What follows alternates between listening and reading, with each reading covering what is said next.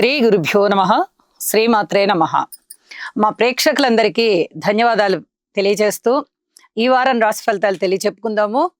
21 July నుంచి 27 July వరకు గల వారం రోజుల కాలానికి గ్రహస్థితులు ఏ విధంగా ఉన్నాయి, వారాంతంలోకి వచ్చేటప్పటికి ఏ గ్రహాలు మారి ఉన్నాయి, గ్రహాల యొక్క సంయోగాలు ఏమిటి, స్థితులు ఏమిటి, దృష్టులు ఏమిటి, ఆ విశేషాంశాలన్నీ తెలియచెప్పుకుని తర్వాత రాసుల్లోకి వెళ్దాము. ముందుగా గ్రహస్థితులు. వృషభంలో కుజ గురులు, కర్కాటకంలో రవి శుక్రులు, సింహంలో బుధుడు, కన్యలో కేతువు, ధనస్సులో చంద్రుడు, కుంభంలో వక్రించిన శనిగారు, మీనంలో రాహువు ఉంటూ ఉండగా వారాంతానికి వచ్చేటప్పటికి ఒక్క చంద్రగ్రహం మాత్రమే ధనస్సు రాశి నుంచి మేషరాశిలోకి వచ్చి ఉన్నది. ఇక గ్రహస్థితుల యొక్క సమ్మేళనాల విశేషాంశాలు ఏమిటి అంటే కుజ గురుల యొక్క కలయిక గురు మంగళ యోగాన్ని తెలియచేస్తూ ఉంది. ఇది వ్యాపార వ్యవహారాలకి చాలా మంచిది.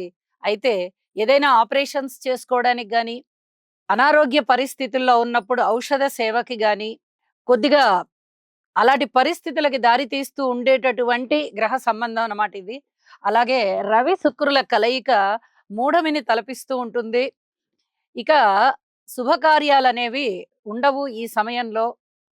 అలాగే అడ్మినిస్ట్రేషన్ సామర్థ్యం చాలా చాలా బాగా పెరుగుతుంది అని చెప్పి తెలియజేస్తూ ఉన్నాను.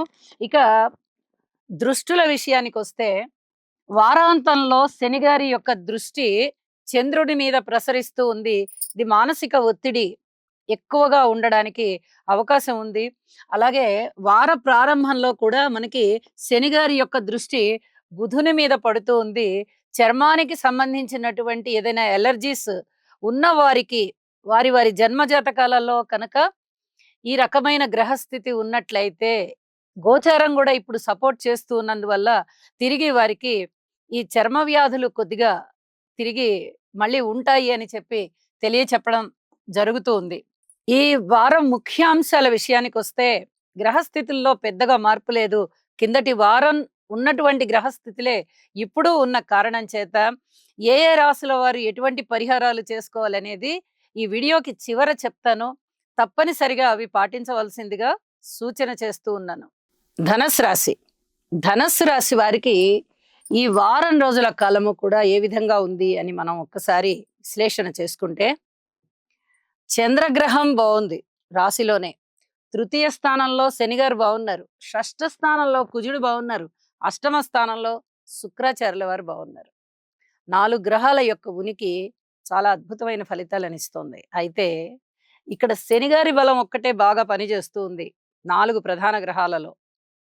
రాహు బలం కానీ, గురువుగారి బలం కానీ, కేతువు బలం కానీ అంతగా లేని కారణం చేత గ్రహస్థితులకి మీరు ఒక్కసారి ఈ గ్రహాలన్నిటికీ స్తోత్రపారాయణాలు చేసుకోమని చెప్పి సూచన చేస్తున్నాను.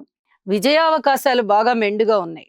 ఇక్కడ తృతీయం, షష్టం, అష్టమం ఈ 3 బ్రహ్మాండమైన పరిస్థితులు ఉన్నాయి. సంకల్ప బలం ఉంటుంది, కార్యసిద్ధి ఉంటుంది. ఏ పని పట్టుకున్నా కూడా ఈ పనిలో మనం విజయం ఎలా సాధిస్తాము అని చెప్పి అర్జునుడు బాల్యంలో ఒక పిట్టని కొట్టాలి అని ద్రోణాచార్యుల వారు చెప్తే, ఇక ఇతరత్ర ఏమీ కనిపించట్లేదు, ఆ పిట్ట చెప్పినటువంటి పిట్ట కన్ను మాత్రమే కనిపిస్తోంది అన్నట్టుగా అది విద్యార్థులకి స్ఫూర్తిదాయకమైనది.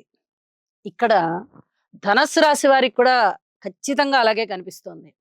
వీరు విజయావకాశానికి ఏది కావాలి అంటే గురి చూసి కొట్టాలన్నమాట. బాణం ఉన్న గుర్తు ధనస్సు రాశి అంటే.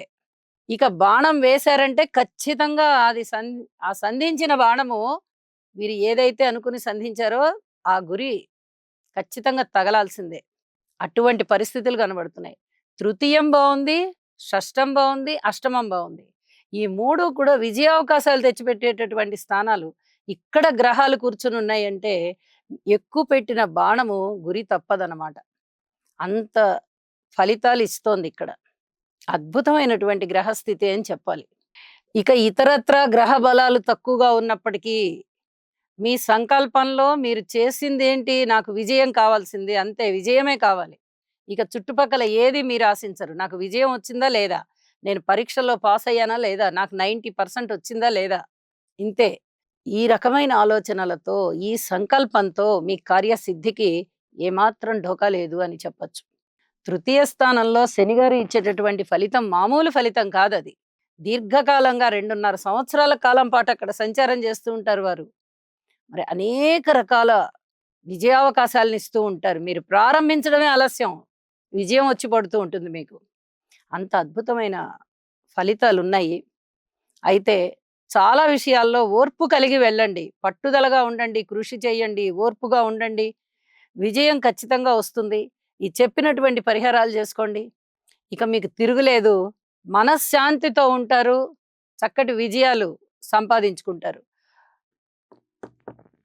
వారాంతంలో ఉన్నటువంటి చంద్రగ్రహ సంచార మార్పు మీకేమన్నా మంచి ఫలితాలను ఇస్తోందంటే ఏమి ఇవ్వట్ల.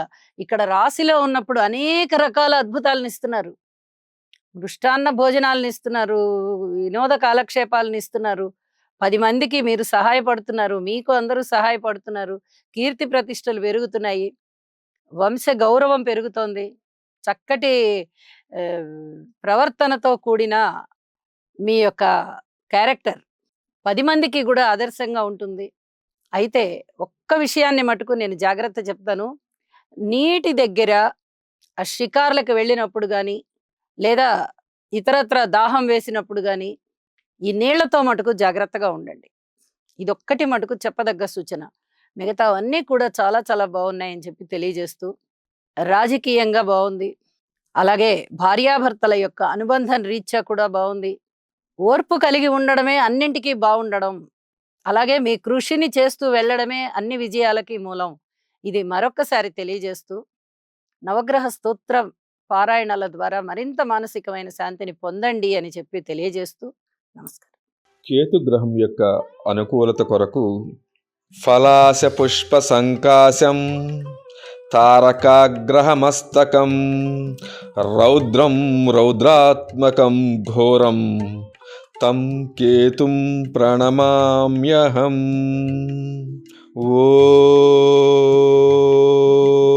ఓం ప్రాం ప్రీం ప్రౌం సహ కేతవే నమః. ఈ శ్లోకాన్ని పఠించటం వలన గ్రహదోషములు ఏవైతే ఉన్నాయో అవన్నీ కూడా నివారించబడి మానసిక ప్రశాంతత చేకూరి దుఃఖ ఈతి బాధల నివారణ ఏదైతే ఉందో అదంతా కూడా మీకు తప్పగా కలిగే అవకాశం ఉన్నది.